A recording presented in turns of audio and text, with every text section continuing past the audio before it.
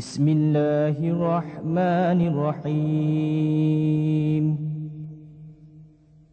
Iqra' bismi rabbikal ladzi khalaq. Khalaqal insana min 'alaq. Iqra' wa rabbukal akramul ladzi 'allama bil qalam. 'Allamal insana ma lam ya'lam.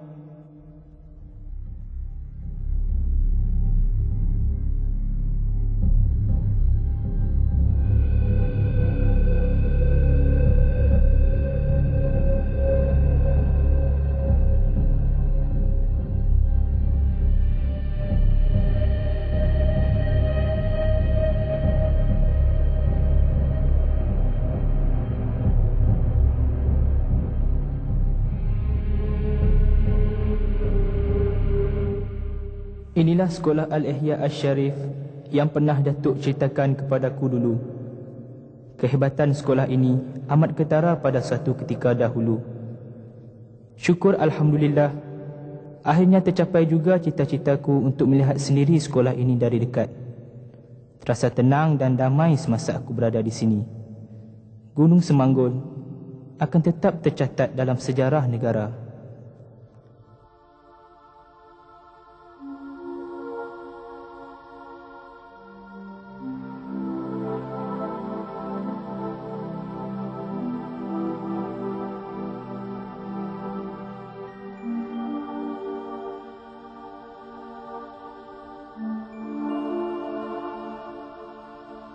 Masyarakat Melayu sejak dulu lagi terkenal dengan budi bahasa. Adab sopan diberi keutamaan dalam pendidikan.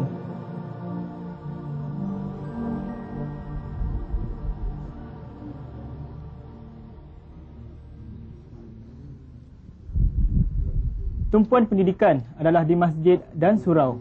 Mata pelajaran yang diajar adalah ilmu fardu ain, rukun iman, rukun Islam, membaca Al-Quran dan tulisan Jawi. Kepentingan ilmu tidak terhenti di sini sahaja. Pendidikan secara formal mulai wujud dan berkembang. Maka wujudlah sekolah-sekolah pondok, terutamanya di negeri Kelantan, Kedah dan Perak.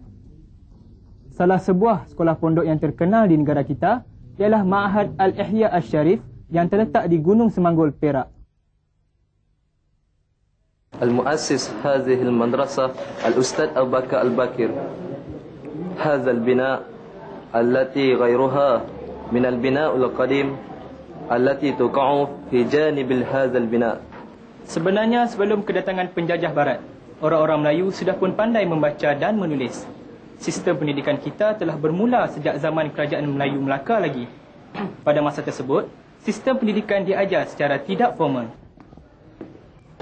Boleh Ustaz ceritakan tentang sejarah penubuhan Ma'had Al-Ihya Asy-Syarif ini? InsyaAllah, Ihya ataupun Ma'had Al-Ihya Asy-Syarif telah ditubuhkan pada tahun 1934. Sejarah Ma'had Al-Ihya Asy-Syarif ianya telah ditubuh pada tahun 1934 oleh almarhum Ustaz Abu Bakar Al-Bakir, iaitu tokoh ulama yang terkenal pada zaman itu. Memang banyak Ma'had Al-Syarif melahirkan tokoh-tokoh yang terkenal seperti Al-Ustaz Muhammad Awang sekarang ini sebagai Yang di-Pertua Persatuan Ulama Malaysia. Begitu juga Dr. Sobri Salamon, pensyarah di Universiti Islam Antarabangsa, dan juga melahirkan tokoh-tokoh politik yang mana dikenali di masyarakat Gunung Semanggul ini ialah Datuk Kamarudin. Begitu juga di bidang perubatan homeopati, antara yang dikenali juga di sini seperti Dr. Ahmad Abdul Rahman, sekarang mudi di Madrasah Al-Ihya Asy-Syarif. Kewujudan sekolah-sekolah Melayu tidak disenangi oleh gulangan ulama pada masa itu. Malah ia kurang mendapat sambutan daripada orang-orang tempatan. Ini kerana agama Islam tidak diajar di sekolah-sekolah berkenaan. Untuk menarik minat orang tempatan, A.M. Skinner telah mengadakan kelas Al-Quran dan tulisan Jawi pada sebelah petang. Apa yang kulihat di sini, ternyata generasi dulu amat mementingkan ilmu pengetahuan. Masih terngiang-ngiang lagi pesan Datuk. Tuntutlah ilmu walaupun sampai ke negeri Cina. Itulah katanya. Kilauan ilmu akan menerangi kegelapan. Aku terus merantau lagi. Kini ke Pulau Mutiara pula.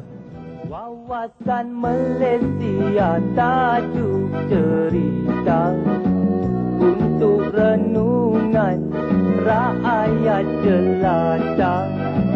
Berilmu berputih kata dan kota, beberapa suka menyalurkan kata.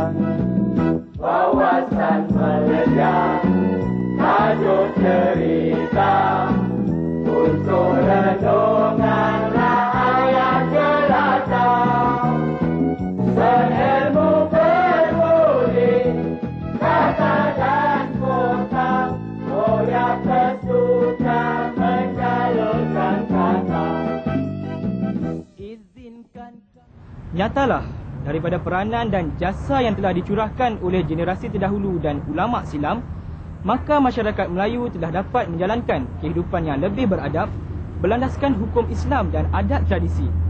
Tidak heranlah, dalam era pembangunan yang moden ini, sekolah pondok terus bernafas dan mampu bersaing dengan institusi pendidikan yang lain.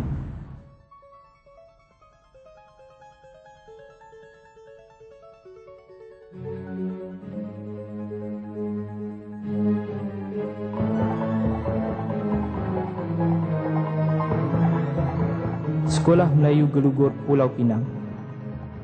Inilah sekolah Melayu yang pertama.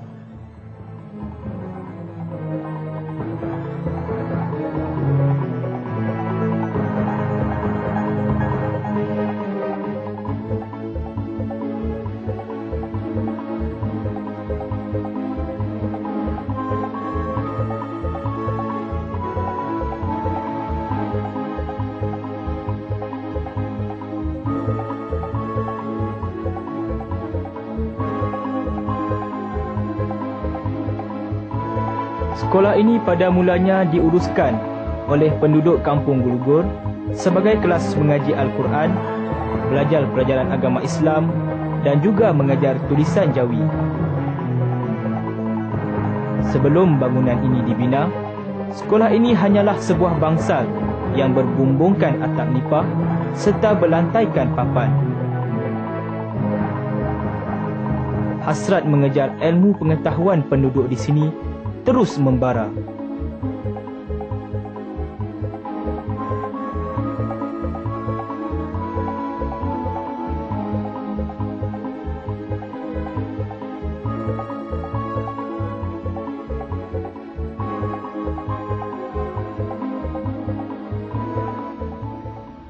Kedatangan penjajah barat telah mengubah corak sistem pendidikan tanah air dengan maksud yang tersirat. Maka wujudlah 4 jenis aliran persekolahan yang berbeza dari segi kurikulumnya dan lebih menjurus kepada sesuatu kaum, iaitu sekolah Melayu, sekolah Cina, sekolah Tamil dan sekolah Inggeris. Sekolah Melayu yang pertama di negara kita ialah Sekolah Kebangsaan Sungai Gelugur yang didirikan pada 1826 di Pulau Pinang. Sekolah Kebangsaan Sungai Gelugur adalah sekolah yang tertua di Malaysia. Sekolah ini dibuka pada tahun 1826 di sebuah perkampungan nelayan di Sungai Gelugur. Mata pelajaran utama yang diajar ialah pengajian Al-Quran dan penulisan Jawi. Serta di dalam itu juga kami mengajarkan mengenalkan huruf Romanais, itu huruf ABC saya ini. Dan selama saya bersekolah, lepas itu selama 5 tahun saya duduk dalam sekolah ini, iaitu daripada tahun 29 sampai tahun 34. Dan saya berhenti dari sekolah ini, saya pergi ke sekolah Presiden lain. Sekolah Kebangsaan Sungai Gelugur ini yang pada mulanya dikenali sebagai Sekolah Melayu Sungai Gelugur adalah sebagai satu cawangan daripada sekolah Penang Free pada masa itu, iaitu pada tahun 1826. Iaitu 10 tahun selepas Penang Free School ditubuhkan pada tahun 1816. Di semasa sekolah ini mula ditubuhkan, salah seorang daripada guru bahasa Melayu di sekolah Penang Free itu ditugaskan ke sekolah Melayu Sungai Glogor ini sebagai guru besar yang mula sekali di sekolah ini. Kemudian berikutnya beberapa orang lagi guru besar yang semuanya dikenali sebagai munshi, iaitu guru bahasa Melayu. Jadi guru besar yang mula sekali ialah Munshi Syekh Muhammad Tambi yang bertugas pada tahun 26 hingga tahun 1838. Saya bersekolah di Sekolah Melayu Sungai Glogor pada tahun 1947 dan tamat pada tahun 1950. Iaitu darjah yang tertinggi sekali saya tamat ialah darjah 4. Dan seterusnya saya melanjutkan pelajaran ke sekolah Inggris, iaitu sekolah Francis Light. Saya mula ditugaskan mengajar sebagai guru biasa di sekolah ini pada tahun 1965 hingga tahun 1972. Kemudian saya dilantik sebagai guru besar di sebuah sekolah selama setahun dan datang balik bertugas di sekolah ini sebagai guru besar di sekolah ini dari tahun 1973 hingga tahun 1978. Saya berazam untuk menjadikan sekolah ini sebuah sekolah yang cemerlang, bukan sahaja di dalam negeri Pulau Pinang, bahkan di dalam negara. Hasrat saya itu menjadi kenyataan apabila sekolah ini diisytiharkan sebagai Sekolah Harapan Negara pada tahun 1990. Pada 5 hari bulan November tahun 1976, Sekolah Kebangsaan Sungai Glogor telah menyambut perayaan yang ke-150 tahun yang telah dirasmikan oleh Ketua Pengarah Pendidikan ketika itu, iaitu Tan Sri Abdul Rahman Arsyad. Kini Sekolah Kebangsaan Sungai Glogor telah berkembang pesat dalam bidang akademik dan juga co-curriculum. Dalam bidang akademik, sekolah ini telah pun pernah mencapai kejayaan apabila diisytiharkan sekolah terbaik di Pulau Pinang pada tahun 1995. Pada tahun 1990 dahulu, sekolah ini diisytiharkan sebagai Sekolah Harapan Negara.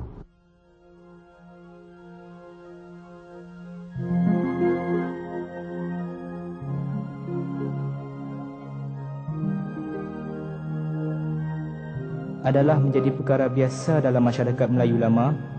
Orang dewasa yang berpengalaman akan mengajar generasi muda yang kurang berpengalaman seperti cara bertani, menganyam, mengukir, menangkap ikan dan sebagainya. Melentur buluh biarlah daripada rebungnya.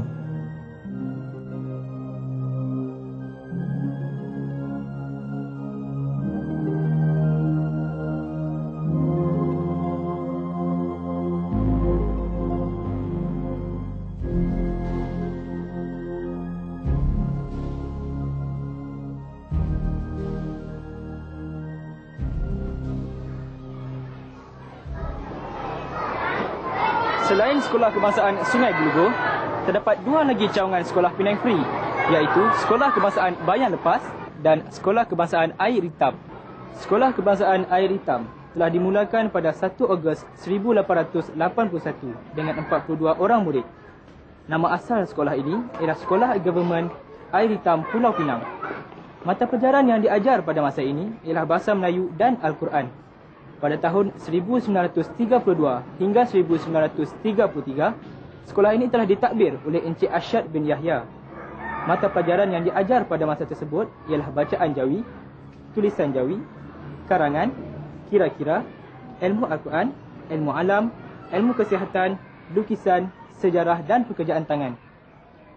Nama sekolah ini pada masa tersebut ialah Government Malay School Air Hitam Pulau Pinang.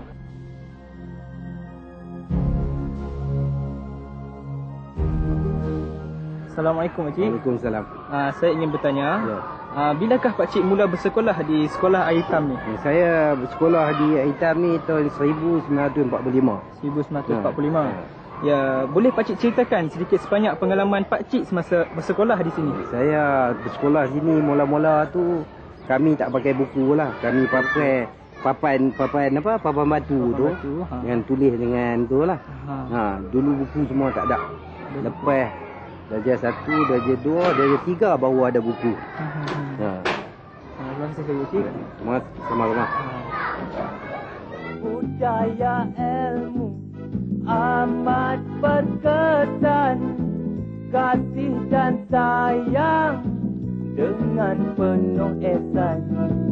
Wawasan Malaysia, tajuk cerita, untuk renungan rakyat jelata. Berilmu berbudi, kata dan kota, orang tersuka menyalurkan kata. Langkah pertama yang menjelang akhir abad ke-19, terdapat 189 buah sekolah Melayu di negeri Selat, 168 buah sekolah Melayu di negeri-negeri Melayu bersekutu dan pada awal kurun ke-20, terdapat 103 buah sekolah Melayu di negeri-negeri Melayu tidak bersekutu. Sekolah Melayu menekankan aspek 3M, iaitu membaca, menulis dan mengira. Adam Siti Hawa,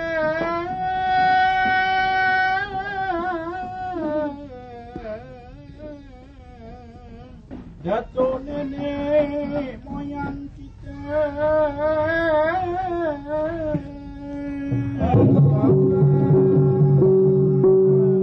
wafat di Yuda,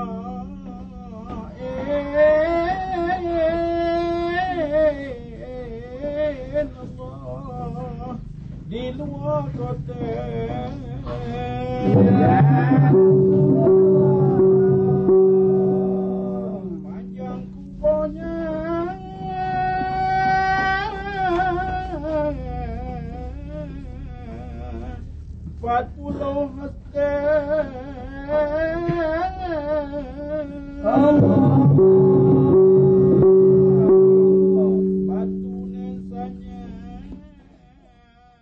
Perkembangan sekolah-sekolah Melayu amat ketara sehingga berlakunya kekurangan tenaga pengajar yang terlatih. Ekoran daripada ini, maka wujudlah maktab-maktab untuk melatih guru-guru Melayu seperti Kolej Latihan Guru di Singapura yang ditubuhkan pada tahun 1878 dan Kolej Latihan Melayu di Melaka yang ditubuhkan pada tahun 1900. Kota Ngah Ibrahim ini telah mencetak sejarah dalam dunia pendidikan negara kerana di sinilah terletaknya Maktab Melayu Matang pada suatu ketika dahulu.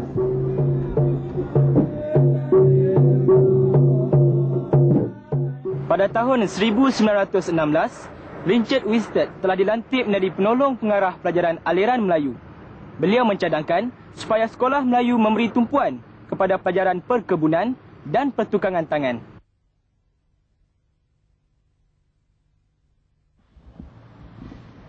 Cadangan terpenting beliau adalah penubuhan SITC di Tanjung Malim, Perak pada tahun 1922.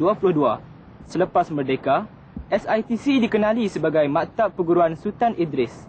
Tujuan penubuhan maktab ini adalah untuk menggantikan maktab perguruan di Matang dan di Melaka.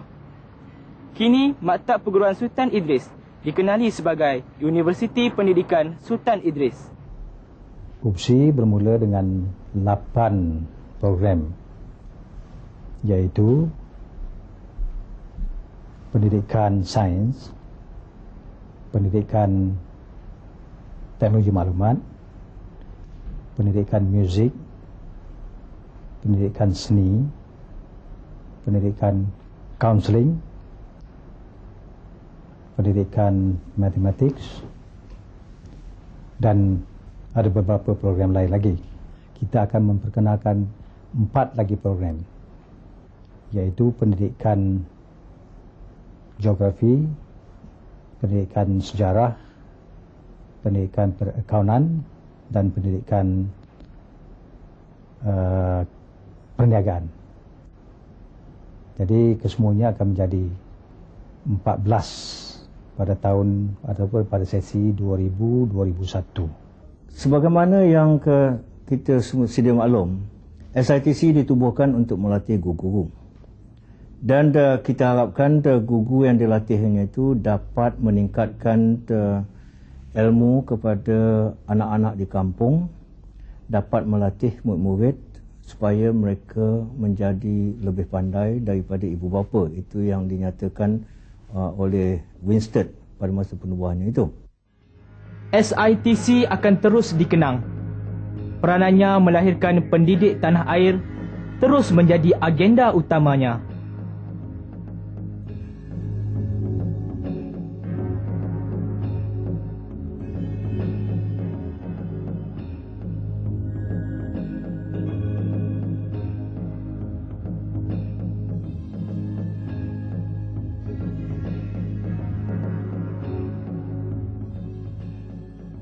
Menuntut ilmu tiada batas dan sempadannya.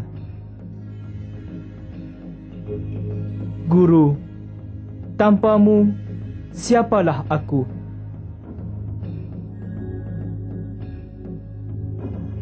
Bakti dan pengorbananmu sentiasa terpahat di jiwa. Guru, jasamu mendidik anak bangsa tidak ternilai harganya. Budi yang kau taburkan tetap harum mewangi. Benarlah, ilmu akan menerangi kegelapan.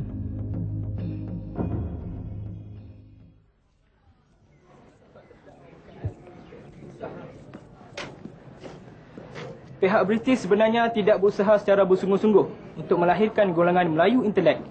Mereka hanya ingin melahirkan golongan Melayu yang hanya layak untuk menjadi askar, polis dan budak pejabat untuk kesenangan mereka.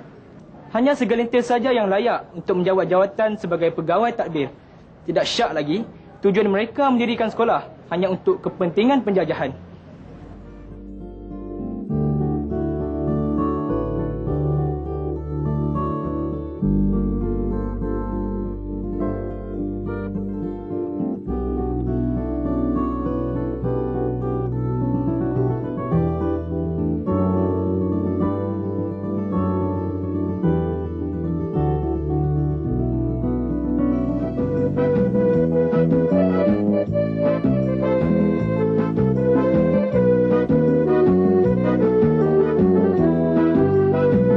Wawasan Malaysia tajuk cerita untuk renungan rakyat jelata.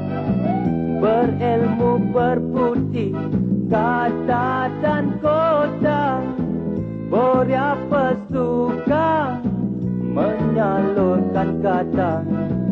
Wawasan Malaysia tajuk cerita untuk renungan rakyat jelata. Berilmu berbudi kata dan kota, Boya pesuka menyalurkan kata.